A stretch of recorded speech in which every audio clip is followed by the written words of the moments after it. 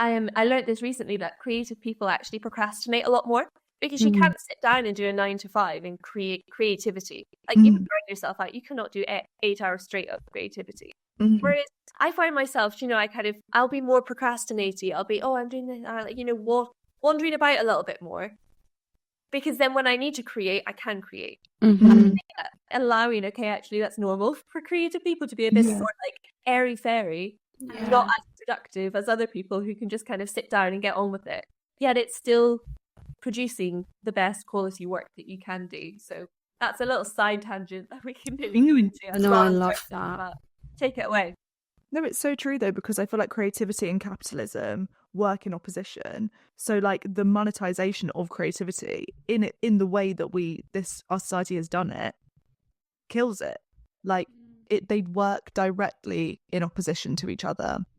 You should it's why people so many I see it so much at the moment with sort of art, musical artists, singers, whatever, being I'm not getting paid. They're people with millions of streams and all of this stuff, and it's they still work 9 to 5 jobs. Our society does not want to pay for that, and it expects to get it for free, which also I love being able to get music for free and things like that, but it obviously doesn't make it easy for the people that create the music, unless they are Taylor Swift, to do that. I feel creativity and capitalism, they will always be at odds, really. Yeah, I agree. And purpose? What's your thoughts on purpose? Go on, Wing, you take that. Well, I feel like we always say, just between us and also on the pod, we've definitely said before, I don't feel the craving. I don't feel like I'm not getting my voice heard anymore. I feel like before the podcast, I used to think, I've got something to say. And just kind of, and then it just goes nowhere. And now with the podcast, I definitely feel heard. That's for sure. That's one way of putting it. I feel very much like it's such a luxury to have the outlet, and I feel like if I have something to say, I have the place to put it. That said, when I have anything worthy of saying, I kind of forget about it, or I don't necessarily come to the podcast being right, here's my agenda of things that I wanted to make sure I got out into the world. I think we do. Yeah, I think we come in with strong, that's been one of the nice things that we can really when we are passionate about something, we go on and on and on. There's no need anymore to do an angry tweet at something. Not that I was ever really doing that, but I feel like that's where that manifests, fuming in my journal. It's I'll just be oh bloody hell, guys, my put it on you, delayed. I'm fuming. Just trauma dump to you guys. Sorry about that. For that external processing. Do you know you have to get it somewhere? It's actually quite an interesting way of thinking about it. The creative output needs to go somewhere, and where your place to put it.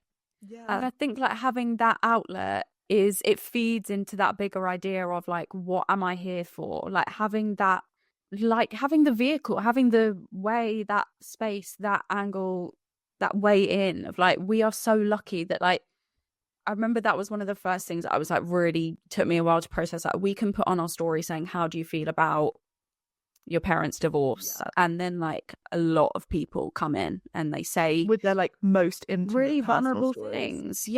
That is a luxury beyond words. And also weirdly, why is that all I've ever wanted? Why is that? That is what I want. I want to be able to reach particularly young women. And I think that was always the aim when it was High Priestess, when it was tarot and astrology, when it was just us in the living room, when it was us on Instagram. Every form that it's had has always been we want to speak to and for young women, being able to put that into action and see young women respond to it and see any listener respond to it has kind of blown my mind. I feel it's warped my sense of the world. I feel it's made me think when you have something intriguing to you, it's not necessarily not going to happen. I thought when I was 22 that would never happen. It's not necessarily. And I kind of looked at the world and I thought, there's no room in there for Sephy and Wing. Like, that's not even a thing.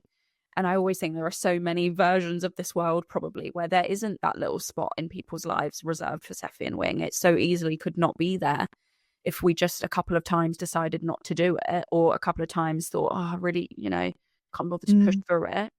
It wouldn't be a thing. The sense of purpose and like fulfillment is literally beyond words.